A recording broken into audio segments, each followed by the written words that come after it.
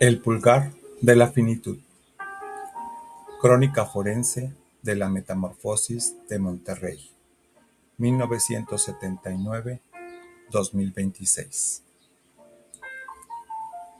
El actual perímetro urbano de Monterrey es un teatro de operaciones fallido, un hervidero de concreto y ansiedad donde la señal se pierde entre el ruido de una generación que confunde la libertad con el estruendo y el derecho con la desfachatez. Como almirante en el puente de mando de esta crónica, ejecuto un peritaje sociocultural de urgencia, no por nostalgia, sino por blindaje. En esta modernidad líquida, la soberanía personal exige distinguir el código fuente del simple murmullo de la masa. Quien no conoce su origen carece de radar, y quien carece de radar está condenado a ser procesado por la maquinaria del consumo. Bajo mi análisis de mando, los síntomas de la obsolescencia programada en la Sultana del Norte son irrefutables. La disolución de la densidad de domingo perpetuo en favor de un caos sin propósito. Una incapacidad técnica para procesar la finitud sustituida por el berrinche generacional. El uso del insulto como cortina de humo para ocultar la fragilidad de un ego sin casco. El ataque llegó desde la acera de enfrente, envuelto en la estridencia de los necios. ¡Va así a tu madre! Sonreí con la calma del que posee el reporte técnico completo. Ese agravio es, para mi radar, simple basura orgánica. Una frecuencia que no logra penetrar mi blindaje porque yo ya estuve ahí. El agresor ignora que mi madre no fue enviada al agravio, sino al origen. Conozco el código fuente porque yo mismo lo sellé.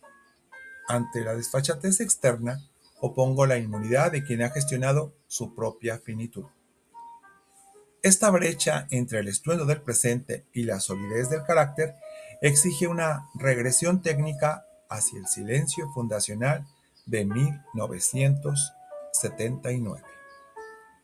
En aquel Monterrey, en pleno centro, cuando aún no existía la macroplaza, sino la sencilla Plaza Zaragoza, que daba marco a la Catedral Metropolitana de Monterrey, no era este hervidero, poseía una densidad de domingo perpetuo, un estado de cohesión donde el tiempo se medía con la precisión de un cronómetro náutico.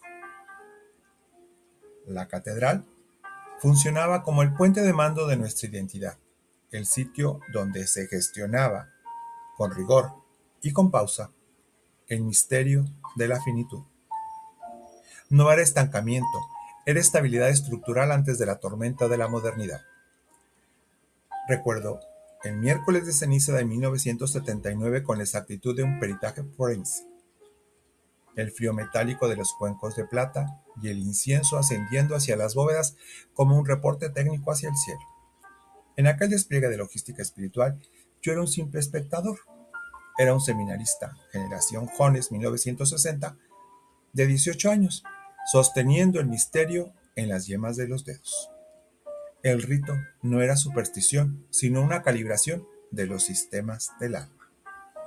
Mientras la fila de fieles avanzaba bajo la logística de la Operación Maratón, yo participaba en una santa auditoría de la finitud. Al sostener la ceniza, aquel seminarista de 18 años entendía que cada componente del sistema, carne, hueso y acero, está sujeto a la misma ley de retorno. El silencio del templo era el radar que permitía decodificar la realidad antes de que el ruido del mundo saturara las frecuencias. Esa atmósfera de precisión y rito preparó el encuentro con la figura central del astillero. Si la identidad es un buque, mi madre es el astillero principal donde se forjó mi casco. Reconocer la jerarquía de quien nos dio la vida no es sumisión, es certidumbre técnica. La soberanía personal nace en el reconocimiento del origen. Sin esa lealtad a la estructura inicial, cualquier navegación es deriva. Tiznar el origen es el acto de mando y control más profundo de mi bitácora. Al hundir mi pulgar en la ceniza y marcar la frente de mi madre, Angelita, ejecuté una inversión de jerarquía necesaria para la trascendencia. Polvo eres, susurré. Al hacerlo, no proferí un agravio, sino que firmé un pacto de lealtad con la realidad. Tiznar a la madre es sellar la construcción, es reconocer que el amor más grande no teme a la muerte, porque le entiende como un simple cambio de frecuencia en la transmisión de la existencia.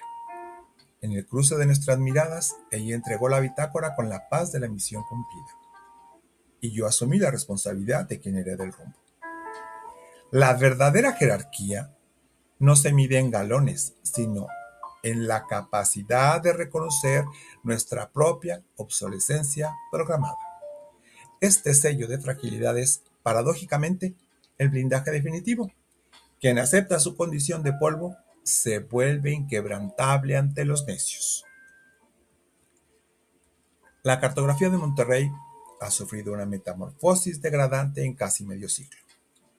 El barrio antiguo, antes barrio beato, un recinto de sacralidad, es hoy un mostrador de excesos, donde la identidad se liquida en el consumo. La pérdida de esta sacralidad ha dejado al ciudadano sin ancla, expuesto a un ruido que bloquea cualquier decodificación de la realidad. El orgullo de los necios de 2026 se jacta de una resistencia que creen eterna, similar al acero de nuestras viejas fundiciones. Pero mi peritaje es claro. El acero, al igual que la soberanía, termina siempre volviendo al polvo. La ceniza es el recordatorio de que ningún sistema, por potente que parezca, escapa a la ley de la finitud. El estruendo de la acera de enfrente es solo el ruido de un material que ignora su propia corrosión. La sociedad actual corre para gastar y gasta para olvidar, atrapada en un ciclo de retroalimentación fallida. Esta dinámica genera un ruido que impide leer la bitácora de vuelo. Al huir de la muerte, han perdido la soberanía.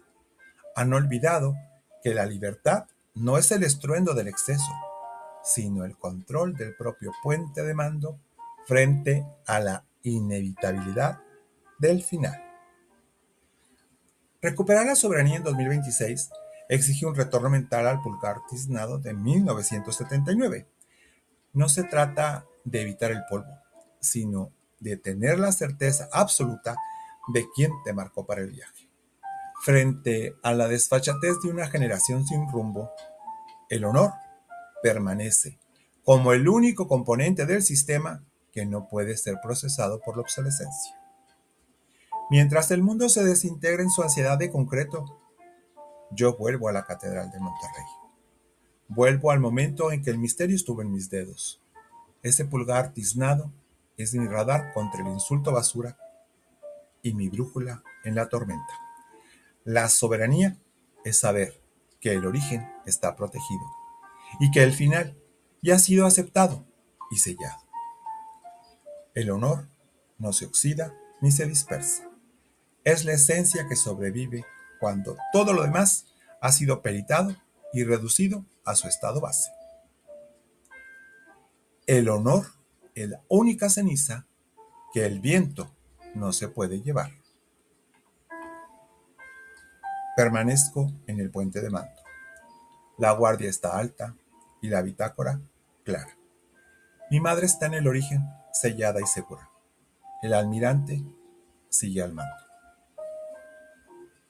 Mi nombre es Faustino García y desde mi consultoría, Tu Panetino, no horneamos pan, pero sí agitamos las masas, porque la vida es la mejor receta.